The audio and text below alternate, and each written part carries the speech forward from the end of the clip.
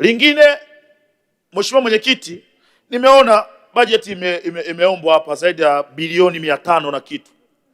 Pesa nyingi naona zinawekwa kwenye kutengeneza barabara, kutengeneza viwanja, kuweka mazingira mazuri. Tunashukuru sana. Lakini nataka nimwambie Mheshimiwa Waziri kwamba viwanja havichezi pale ndani.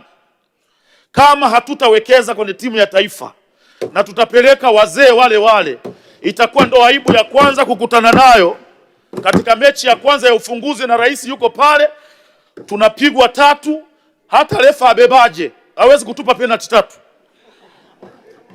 Kwa hiyo nataka nikupe ushauri Mheshimiwa Waziri, bado muda tunao, twende tukatafute vijana, na hata ukitaka sisi hapo tuko wabunge wenzako, tutakusaidia kwenye engo moja.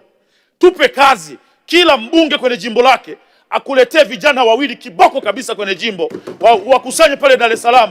Tuko wabunge hapa zaidi ya 270 na kitu. Tukikuletea vijana 2 au 3 utapata vijana 800. Mwambie mzee Gamondi kama yupo, where is Mr. Gamondi, angenisikia na yeye.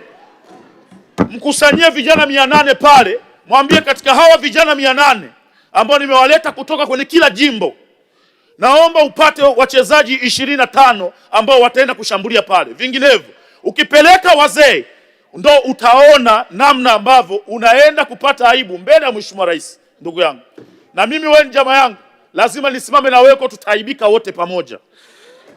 Na kushauri, tutafute vijana katika mashule, tutafute vijana katika majimbo, na sisi wabunge kidogo kariski kapo kidogo, tuna uwezo wa kukusaidia hata kuwasafirisha hao vijana kwa pesa zetu, tuwalete Dar es Salaam, wakusanyike pale, uchuje.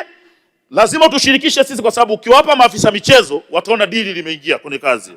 Sisi wabunge tunapenda sifa, kwa lazima turuetea watu ambao watatuletea sifa kwenye majimbo yetu.